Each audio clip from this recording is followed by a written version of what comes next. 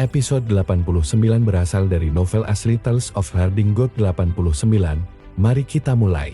Semua orang di desa lansia penyandang cacat keluar untuk memberi selamat kepada kepala desa karena akhirnya memiliki penerus. Mereka juga mengucapkan selamat kepada Kinmu karena telah mewarisi warisan kepala desa dan menjadi kaisar manusia generasi baru.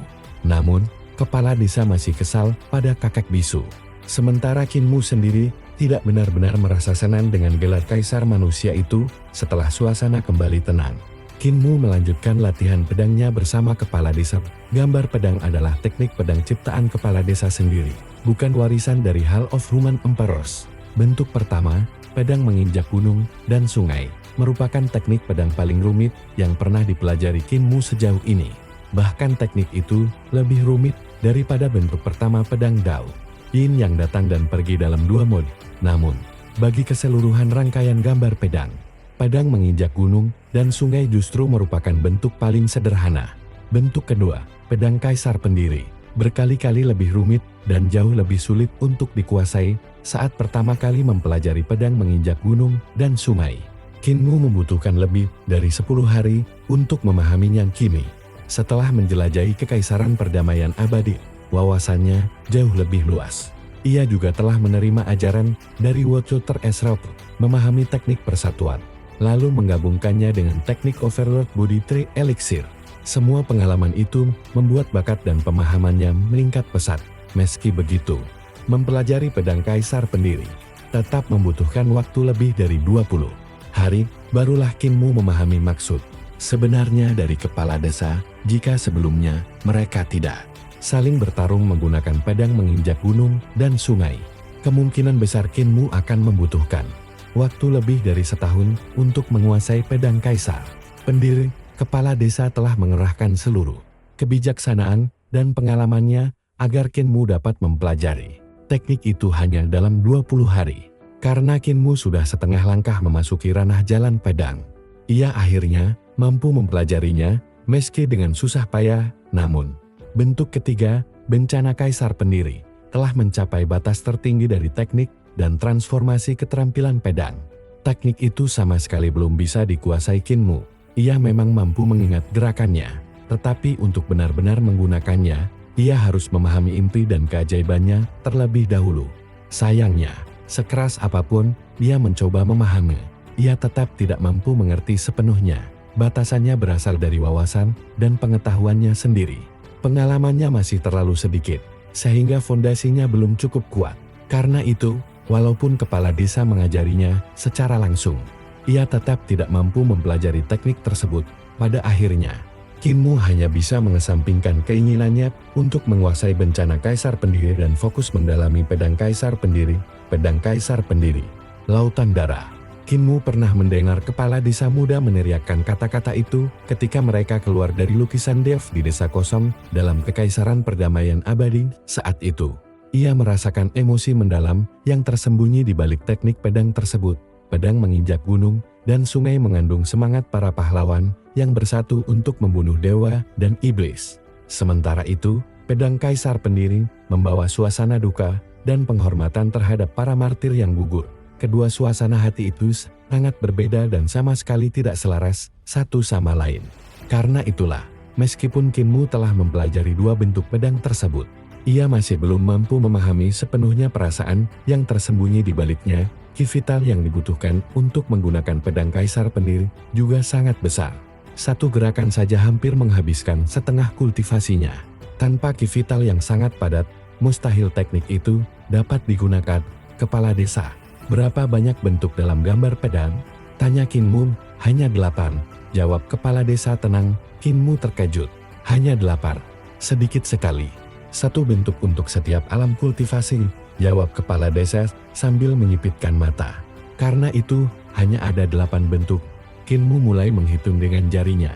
Alam spirit embrio, 5 elemen, 6 arah, 7 bintang, makhluk surgawi, kehidupan dan kematian, serta jembatan surgawi. Namun, tidak peduli bagaimana ia menghitung, jumlahnya hanya 7. Jantung Kinmu langsung berdebar. Setelah alam jembatan surgawi adalah ranah para dewa. Jangan-jangan bentuk ke-8 adalah teknik milik dewa. Selain mempelajari teknik pedang setiap hari, Kinmu juga terus bertarung melawan kepala desa. Ia memanfaatkan tekanan dari lawannya untuk meningkatkan dirinya sendiri. Ia mencoba memasukkan 3 bentuk dasar pedang milik Imperial Preceptor ke dalam pedang Kaisar Pendiri. Dengan bimbingan langsung dari seseorang seperti kepala desa, kemajuannya menjadi sangat cepat. Keterampilan pedang kepala desa sudah mendekati tingkat jalan. Baginya, tidak ada perbedaan besar antara 14 atau 17 bentuk dasar pedang. Namun bagi Kinmu, tambahan 3 bentuk milik Imperial Preceptor dapat meningkatkan kekuatan tekniknya secara signifikan hari demi hari berlalu. Dan kemampuan pedang Kinmu berkembang sangat pesat. Kinmu merasa seolah kembali ke masa kecilnya. Setiap hari ia berlatih tinju bersama Old Ma, bertanding teknik pisau dengan jagal, belajar mencuri dari Kripa, menempa bersama kakek bisu, melatih mata dewa bersama Blin, memurnikan obat dengan apoteker, melukis dengan Deaf, dan menjahit bersama Nenek Si. Walaupun setiap malam ia tidur dalam keadaan kelelahan, hidupnya terasa sangat memuaskan. Kini, setelah kembali dari perjalanan panjangnya, pelajaran dari para tetua desa lansia penyandang cacat terasa jauh lebih dalam daripada sebelumnya. Dulu mereka hanya mengajarinya dasar-dasar, tetapi sekarang wawasan Kinmu sudah jauh berkembang sehingga mereka dapat mengajarkan kemampuan yang lebih tinggi. Karena itulah para tetua merasa sangat puas. Tiba-tiba keributan terdengar dari desa. Iblis hati nenek muncul lagi. Teriak Kripal dengan suara keras. Blin, cepat datang. Nenek Si kembali ke wujud aslinya. Aku tidak bisa menyentuhnya. Kau yang buta, jadi kau yang harus menghentikannya. Saat itu Kinmu sedang berlatih teknik pisau bersama jagal. Ketika menoleh ke arah keributan, ia melihat seorang wanita keluar dari kamar Nenek Si. Begitu melihatnya, jantung Kinmu langsung berdetak kencang, seolah ada panah tak terlihat yang menembus hatinya. Nenek Si telah kembali ke penampilan aslinya dan berdandan dengan sangat indah. Ia tidak lagi mengenakan pakaian lusuh sehari-hari, melainkan gaun sutramawa yang menonjolkan tubuhnya dengan sempurna. Riasannya pun dibuat dengan sangat teliti. Matanya bercahaya, giginya putih bersih, dan wajahnya tampak sehalus batu giok. Kecantikannya begitu luar biasa hingga membuat siapapun terpaku. Di pergelangan tangan kirinya terpasang gelang giok hijau, sementara anting mutiara berbentuk tetesan air menggantung di telinganya.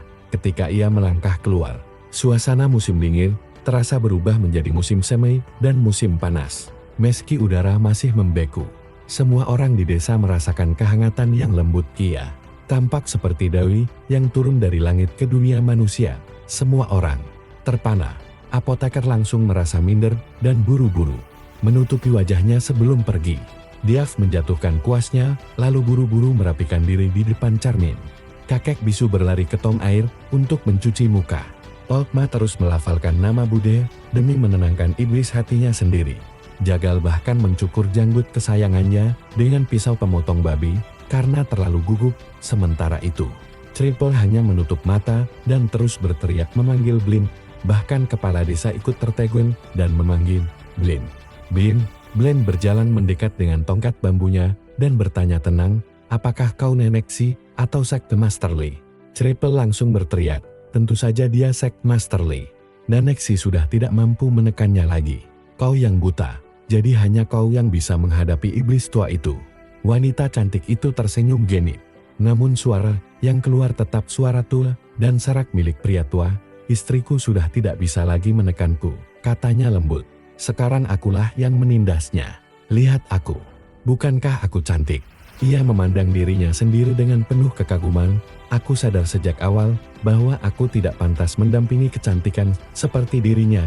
Lanjutnya, tidak ada pria di dunia ini yang layak untuknya. Tapi aku tetap menikahinya. Karena aku adalah gurunya. Ia tertawa pelan. Aku tahu dia berniat membunuhku di malam pernikahan kami. Namun aku rela dibunuh olehnya.